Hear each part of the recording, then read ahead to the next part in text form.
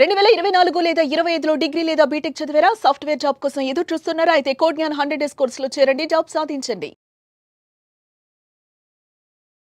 నమస్కారం సార్. నమస్తే. సార్ కొంతమంది ఇన్‌ఫ్లుయెన్స్ చేస్తున్నారని ఎలా అర్థమవుతది? అండ్ తెలుసుకున్నా కూడా వీళ్ళు నన్ను ఇన్‌ఫ్లుయెన్స్ చేస్తున్నారని అవతల వ్యక్తి చెప్పినప్పటికీ కూడా వీళ్ళు నన్ను ఇన్‌ఫ్లుయెన్స్ చేయట్లేరు. వాళ్ళు నా మంచి కోరే చెప్తున్నారు అన్న ఫీలింగ్‌లో ఉంటారు. అసలు అది రాంగ్ అని ఎలా చెప్పొచ్చంటారు మనం? మోస్ట్ కాంప్లికేటెడ్ ఇది. ప్రతి క్షణం ఎవరో ఒకళ్ళ ద్వారా ఇన్‌ఫ్లుయెన్స్ అవుతూ ఉంటాం మనం. అది వీడియో రూపంలో కావచ్చు, లేకపోతే మనకు నచ్చిన హీరో, హీరోయిన్సో, స్టార్సో, టీవీలోనో ఏదో రకంగా మన mind is constantly getting influenced. మన లైఫ్‌లోకి వచ్చి ఎవరో మన జీవితాన్ని ఇన్ఫ్లుయెన్స్ చేస్తూ ఉంటారు. అది నంబర్ 1 వచ్చేసి వాళ్ళ మీదకున్న గౌరవం. ఓకే. లేదా ఏదో తెలియని ఇష్టం. లేదా వాళ్ళు వచ్చాక మనకేదో ఇన్‌ఎడిక్వసీ ఫుల్‌ఫిల్ అయింది. మనమేదో తక్కువ ఉన్నాము, వాళ్ళు రాగానే నేను ఫుల్ అయ్యాను అనే వాళ్ళ దగ్గర వశం అయిపోతారు. నేను ఎంతోమంది అమ్మాయిల్ని చూశాను. వేర్ ఆ బాయ్ ఫ్రెండ్ అనే వ్యక్తి వచ్చాక ఇంకా తల్లిదండ్రులు లేరు, ఇంకా ఫ్రెండ్స్ లేరు, ఎవ్వరు లేరు, వాడి కోసం జీవితం అనేటట్టుగా మారిపోతారు. అండ్ ఎంత ఇన్ఫ్లుయెన్స్ అయిపోతారంటే that fellow is fulfilling my life. అతను లేకపోతే నేను నా లైఫే లేదు అనేటట్టుగా అవుతుంది. ఇది ఇన్ఎడిక్వసీస్ ఉండవు అని తెలుసుకోలేక, అంటే నేను ఇంకెవరో వస్తేనే సంపూర్ణమవుతాను, అంతవరకు నేను సంపూర్ణము కాదు అనే దాంట్లో ఉంటారు. దాన్ని ఎలా మార్చాలి సార్ మరి? ఫస్ట్ మారాలి అంటే తెలుసుకోవాల్సింది, నీకేం కావాలో తెలియకపోతే ఇలా అవుతుంది. మన జీవితంలో మనకేం కావాలో ఐడియా లేదు. అప్పుడు ఎవరు చెప్పినా అందులో ఏదైనా మనకి నచ్చింది అనిపిస్తే వాళ్ళు మనకి మంచి కోరారు, మంచి కోసమే చెప్తున్నారు అనే దాంట్లోకి వెళ్తాం. సో అందుకని మనకి ఏం కావాలి, what is my life, my vision, my future, నేను నా జీవితాన్ని తయారు చేసుకునే విధానము అనేది చూసుకోలేకపోతే ఎవరు వచ్చినా ఇన్ఫ్లుయెన్స్ చేస్తారు. నేను ఇక్కడి నుంచి గచ్చిబౌలికో సికింద్రాబాద్కో వెళ్ళాలి అనుకున్నాను అనుకో, నాకు టికెట్ కొనుక్కొని పెట్టుకున్నా, ఎవరో వచ్చి బెంగళూరుకి 20% డిస్కౌంట్ ఉంది తీసుకోండి ప్లీజ్ అంటే వెళ్ళము. అటు వెళ్ళనురా, నేను వెళ్ళాల్సింది గచ్చిబౌలి అంటే నో, నువ్వు తీసుకో, 50% ఆఫ్ ఇస్తానన్నా తీసుకో. ఎందుకు? మన డెస్టినేషన్ మనకు క్లియర్గా ఉంది, మనని ఇంకెవ్వడు ఇన్ఫ్లుయెన్స్ చేయలేడు. మనకి ప్రాబ్లం ఎక్కడ వస్తుందంటే మన జీవితం ఎటు వెళ్ళాలో తెలియక ఎవరైనా సరే ఇన్ఫ్లుయెన్స్ చేయడం స్టార్ట్ చేస్తారు. ఈ ఇన్ఫ్లుయెన్సర్లో మీరు నమ్మరు, దెర్ ఆర్ కోర్సెస్ పీపుల్ని ఇన్ఫ్లుయెన్స్ చేయడానికి. అండ్ మన యూట్యూబ్లో కానీ లేకపోతే ఈ మీడియా ద్వారా ఇన్స్టాలో వాటిలో ఇన్ఫ్లుయెన్స్ చేయడానికి they use all audio visual dopamine systems. అంటే చూడగానే ఒక సర్జ్ ఆఫ్ హ్యాపీనెస్, వినగానే ఒక సర్చ్ ఆఫ్ హ్యాపీనెస్, ఒక టైప్ ఆఫ్ హ్యాపీనెస్కి లింక్ చేస్తూ ఉంటాయి. సో నేను నీ గొంతు వినగానే నాకు చాలా సంతోషంగా ఉంది, నిన్ను చూస్తే చాలు, నువ్వేం చేయకరా, నాతో మాట్లాడకరా, కనీసం నా ఫోన్ ఎత్తరా అనే వాళ్ళని విన్నాను. అవును సార్. ఎంత బాధగా ఉంటుందంటే వాళ్ళు ఇంకా నువ్వు వద్దే నాకు పో అంటే ఏం చేయకరా, అట్లీస్ట్ 5 నిమిషాలు మాట్లాడి పెట్టారా అని బతిమలాడుతున్నా వాడు నో అంటాడు. ఎందుకంటే they get tuned to it. And వాళ్ళ ట్యూనింగ్ ఎంత బాగా అయిపోతారంటే ఏది జరిగినా ఏదైనా సరే అది కావాలి అనేటట్టుగా ఇన్ఫ్లుయెన్స్ చేస్తారు. అండ్ అది లేకపోతే నా లైఫ్ లేదు అనే దాంట్లోకి వెళ్తారు.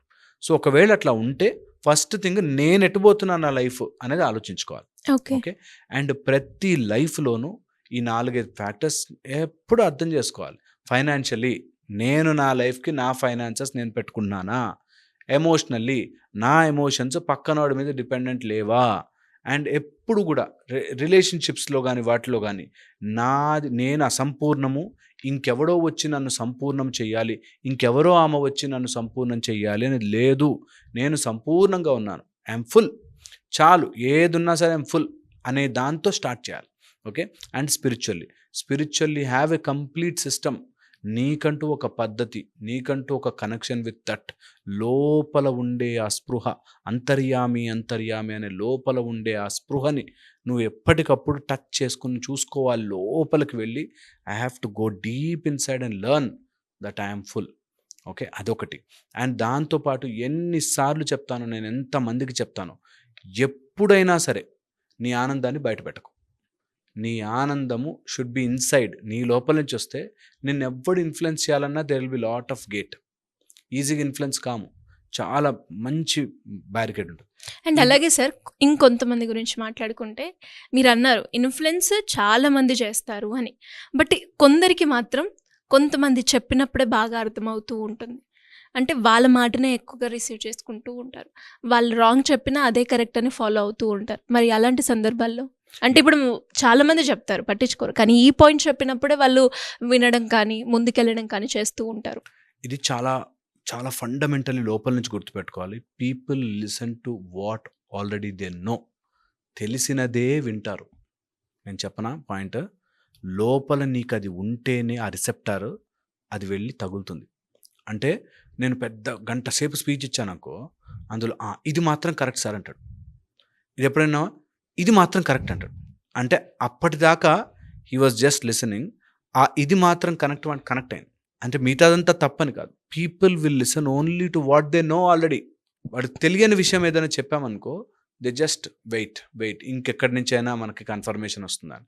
అందుకే లోపల ఆల్రెడీ నాకు బిజినెస్ చెయ్యాలి అని ఉందనుకోండి, ఎవరో మనకి కొంచెం ఫేమస్ ఫిగరో ఎవరో మంచి పర్సనాలిటీయో లేకపోతే ఆయనకి బాగా ఇష్టమైన పర్సనాలిటీయో నువ్వు బిజినెస్ చేయరా అనగానే, చూసావా వీడు నాకు చెప్పాడు అని నాకు ఎప్పటి నుంచో ఉండింది అని కనెక్ట్ అవుతుంది. మరి సార్ ఇప్పుడు ఏదో ఒక సిచ్యువేషన్ జరిగినప్పుడు నలుగురు ఒపీనియన్ తీసుకున్నారు. మరి ఈ ఒపీనియన్ తీసుకోవడానికి మీరు అన్న పాయింట్ ఏనంటారా? అబ్సల్యూట్లీ వాళ్ళకి ఆల్రెడీ ఉంటుంది మైండ్లో. They just need that validation అంతే. అలా ఇన్ఫ్లుయెన్స్ అవుతారు చాలామంది అలా ఇన్ఫ్లుయెన్స్ అవుతారు. కొంత ఎర్లీ బ్రెయిన్స్ ఉంటాయి, కొంత చిన్న అంటే ఇంకా ఫుల్లీ విచక్షణ రాని మైండ్స్ ఉంటాయి పిల్లల్లో కానీ యంగ్స్టర్స్లో హూ ఆర్ ఫిజికల్లీ గ్రోన్ కానీ మెంటల్లీ మెచ్యూర్ కాని వాళ్ళు. అలాంటి వాళ్ళు తొందరగా ఎవరు ఏది చెప్పినా ఇన్ఫ్లుయెన్స్ అవుతారు. సింపుల్ పాయింట్స్ అర్థం చేసుకోరు. అయ్యో మీరు ఎంతమందిని చూడొచ్చు తెలుసా, ఈ బెట్టింగ్ యాప్స్తో వచ్చేస్తాయి అని చెప్పి 60-70 లక్షలు. ఒరే ఎవరైనా యాప్లో నీకు లక్షలు కోట్లు ఇస్తారా, కొంచెమన్నా ఆలోచించరా అన్న వినరు. They just don't listen. వాళ్ళు ఏమనిపిస్తున్నారు, అక్కడెక్కడో ఒక ఆయన ఏదో గుజరాత్లో ఎవరో ₹1,00,00,000 గెలిచాడు, నేను కూడా గెలుస్తా. యూసి అదెవరో వాళ్ళు ఇన్ఫ్లుయెన్సర్స్ ఏవో చెప్తూ ఉంటారని చెప్పి దాని లోపల వాళ్ళు ఫుల్గా. సో పీపుల్ అలాంటి ఎర్లీ మైండ్స్, విచక్షణ లేని మైండ్స్, లేకపోతే మరీ డెలికేట్ వీక్ మైండ్స్ తప్ప జనరల్గా ఇన్ఫ్లుయెన్స్ అవ్వాలంటే వాళ్ళకు ఆల్రెడీ తెలుసున్నది, వాళ్ళు ఆల్రెడీ చెయ్యగలరు అనే కెపాసిటీ ఉన్నది. అండ్ డోపమిన్ వచ్చేదే చేస్తారు. Easy pleasure. మరి ఒక డిసిషన్ తీసుకునేటప్పుడు కూడా అంటే ఈ నలుగురు ఒపీనియన్ తీసుకొని బట్ ఫైనల్గా ఈ ఒపీనియన్ తోటే వెళ్ళడానికి అండ్ ఆ పెట్టే ఎవరైతే మనిషి ఇస్తాడో వాళ్ళ ప్రెషర్. సపోజ్ ఒక ఇంటికి పెద్ద, లేకపోతే ఒక టీచరు, లేకపోతే వాడికి ఉన్న ప్రాబ్లంతో చూస్తూ, నాకు ఆల్రెడీ ఫైనాన్షియల్ ప్రాబ్లమ్స్ ఉన్నాయి, ఎవరో చెప్పారు అక్కడ నువ్వు కనుక 50,000 పెడితే నీకు 3 lakhs వస్తాయి, 5 lakhs వస్తాయని. అలా ఇంకొక వ్యక్తికి వచ్చింది, ఇలా ఫలానా వ్యక్తికి వచ్చింది, మా దగ్గర ఇన్ని ప్రూఫ్లు ఉన్నాయి, రివ్యూలు ఉన్నాయి అనగానే ఆటోమేటిక్గా పెట్టేస్తారు. సో పీపుల్ విల్ ఓన్లీ వాళ్ళ ఉన్న పొజిషన్ నుంచి చూస్తారు, చూసి అక్కడి నుంచి డెసిషన్ తీసుకోవడం స్టార్ట్ చేస్తారు. సో ఉన్న పొజిషన్ దాటి బయటికి వచ్చి ఇప్పుడు what is right, what I can do అనేది ఆలోచించరు చాలామంది. ఇన్ఫ్లుయెన్స్ ఎలా అవుతారంటే, ఇదేదో వ్యాపారం చేస్తే, ఇప్పుడు ఆంటర్ప్రినర్స్ అని చెప్పి చాలామంది అలాగే మోసపోతున్నారు. ఆంటర్ప్రినర్షిప్ చాలా బెస్ట్ అని చెప్పి. రీసెంట్గా ఒక అబ్బాయి మాకు కౌన్సిలింగ్కి వచ్చినప్పుడు, ఎలాన్ మస్క్ ఏం చదువుకోలే, తర్వాత ఇంకోటి 4-5 పేర్లు చెప్పి వాడు ఏం చదువుకోలే, నేను స్కూల్కి వెళ్ళడం అవసరమా, స్కూల్లో ఏం నేర్పిస్తారు, అంత మోసమే. ఐన్స్టీన్ లాగా అవ్వాలి అంటే ఐన్స్టీన్ లాంటి తెలివితేటలు ఉండి అయితే ఓకే గ్రేట్. కానీ ఆ మాట చెప్పుకుని చాలామంది ఆ నెగిటివిటీలో ఉండిపోతారు. స్కూల్కి వెళ్ళకుండా పోనీ ఇంట్లో ఏమైనా చాలా తెలివిగా చేస్తామంటే 11-12 దాకా పడుకుని, పోనీ దాని తర్వాత ఏదైనా వాళ్ళ లైఫ్ కోసం ఆలోచిస్తారంటే అది లేకుండా ఉండేవాళ్ళు ఇలాగే ఇన్ఫ్లుయెన్స్ అవుతారు. They get influenced from there position. వాళ్ళ పొజిషన్ నుంచి చూసే ఇన్ఫ్లుయెన్స్ అవుతారు. దాని నుంచి బయటకు వచ్చి ఒక్క క్షణం ఆలోచించి what is right, what is wrong, ఇది ఒకవేళ అయినా కూడా నేను దానికి అర్హున్నా, కరెక్ట్గా అవుతుందా, దాన్ని ఒకవేళ నెగిటివ్ జరిగితే ఏంటి అనేది అంచనా వేసుకోకుండా ఇన్ఫ్లుయెన్స్ అయిపోతారు తొందరగా. అండ్ ఇన్ఫ్లుయెన్సర్స్ చేసే కొన్ని ఇంపార్టెంట్ పాయింట్స్ చెప్తాను, గుర్తుపెట్టుకో. ఫస్ట్, తొందర పెడతారు. వెంటనే తీసుకో డెసిషన్ అదే కరెక్ట్ అని తొందర పెడతారు. తొందర పెడుతున్నాడు ఎవడైనా అంటే వెయిట్, ఎవరి నుంచైనా ఏమన్నా ఇన్ఫ్లుయెన్స్ చేసి ఈ వ్యాపారంలో పెట్టకపోతే రేపు క్లోజ్ చేస్తారు. ఇప్పుడు మీరు కొన్ని ప్లాన్స్, ఇన్స్యూరెన్స్ ప్లాన్స్ కానీ లేకపోతే అట్లాంటివి ఉంటే వాళ్ళు ముందు ఈరోజు తీసుకోకపోతే ప్లాన్ అయిపోతుంది. ఈ మంత్ ఎండ్ అయిపోతుంది. ఈ టైప్‌లో చెప్తారు. ఫస్ట్ అలాంటి మాట్లాడుతుంటే హడావిడి పెడుతున్నాడు అని తొందర పెడుతున్నాడు. హరిగా చేస్తున్నాడు. They are influencing you in a bad way. చేయొద్దు. ఓకే. సెకండ్ వచ్చేసి మీకు ఇన్‌ఫ్లుయెన్స్ వల్ల పెద్దవి చూపిస్తారు. నువ్వు ఒక్కసారి ఇది పెట్టు నీకు కోట్లు వచ్చేస్తాయి ఇందులో. నమ్మద్దు. Don't believe that. ఇన్‌ఫ్లుయెన్స్ చేసి నిన్ను డైరెక్ట్‌గా తీసుకెళ్ళి డస్ట్‌బిన్‌లో వేస్తారు. Don't believe that. పెద్దవి అన్నెసెసరీగా అన్యాయంగా 50% హైక్ వచ్చేస్తుంది. 100% పెరిగిపోతుంది. 2000% పెరిగిపోతుంది. నమ్మద్దు. ఆ డబ్బు రాకపోయినా పర్లే. చీట్ అవ్వద్దు. ఎందుకంటే 99% చీటింగే జరుగుతుంది అక్కడ. ఓకే. చాలా చాలా ఇంపార్టెంట్. అండ్ ఇన్‌ఫ్లుయెన్స్ చేసేవాళ్ళు మెయిన్‌గా ఆడేది నీ బ్రెయిన్‌తో. అంటే నీ కాంపిటీటర్ వాడు మొన్న తీసుకున్నాడు పెరిగిపోయాడు, వీడు మొన్న తీసుకున్నాడు పెరిగిపోయాడు, నువ్వే ఇంకా వెనకబడిపోయావు అనేటట్టుగా మనని చిన్నది చేసి ఇండైరెక్ట్గా ఆడతారు గేమ్. చాలా చాలా ఇంపార్టెంట్. ఇన్‌ఫ్లుయెన్సర్ చేసే ఇంకో పని దే డిసీవ్ యూ. అంటే కారు ఖరీదు 10 లక్షలు, దాని లోపల ఉండే కవర్ ఖరీదు ఒక 5,000 10,000 ఉందనుకో, యాక్చువల్గా ఆ కవర్ ఖరీదు 10,000 ఉండకపోవచ్చు. ఓకే. అది 2,000 అయి ఉండొచ్చు. కానీ ఇలాంటి కారు కొంటే ఇలాంటి కవరే వేసుకోవాలి అని ఇన్‌ఫ్లుయెన్స్ చేసేటట్టు జనరల్గా ఏం చేస్తారంటే మన మైండ్తో ఒక పెద్ద దాన్ని లింక్ చేస్తూ చిన్న వంట కడతారు. They influence you badly. నువ్వు ఒక వ్యక్తిని చూశాను నేను. ఆమెకి పెళ్లి చేయడం కోసం ఆ అబ్బాయిని ఎంతలా ట్రాప్ చేశారంటే ఆ అమ్మాయికి చాలా ఆస్తులు ఉన్నాయని, నువ్వు ఆ ఆస్తి వస్తే చాలనుకో, నువ్వు అలా ఆలోచించు అని చెప్పి పుష్ చేశారు. బా సో పాయింట్ లైఫ్ని. So somehow they will influence. Okay.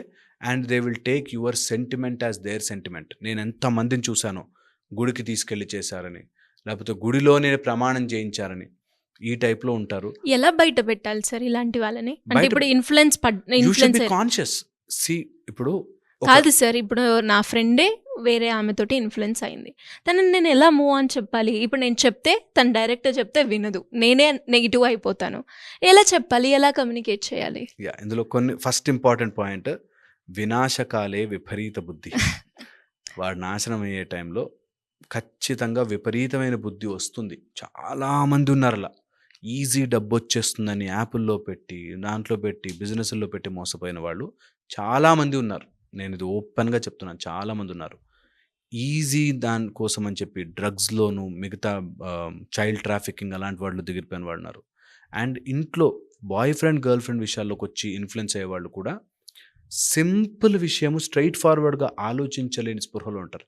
వాళ్ళ మైండ్ని you have to get them out. మళ్ళీ వాళ్ళకే సపోర్ట్ చేస్తారు సార్. అబ్సల్యూట్లీ సపోర్ట్ చేస్తారు. సపోర్ట్ మనం 100 చెప్పినా మళ్ళీ దానికి 100 ఇన్లాజికల్గా ఆన్సర్ చెప్పి మనమే రాంగ్ అని ప్రూవ్ చేస్తారు. చేస్తారు. అలాంటి చెప్పంగా వినని వాడికి చెడంగా చెడంగా చూడాలి అని.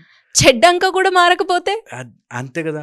మనకి ఇక్కడ ఒకటి రాసి ఉంటుంది కదా, అలాగే జరుగుతుంది. బట్ నెవర్ ది లెస్ మనం ట్రై చేయాలి. కాబట్టి ఎప్పుడైనా అలా ఉంటే ప్లీజ్ కలెక్ట్ యువర్ ప్రూఫ్స్.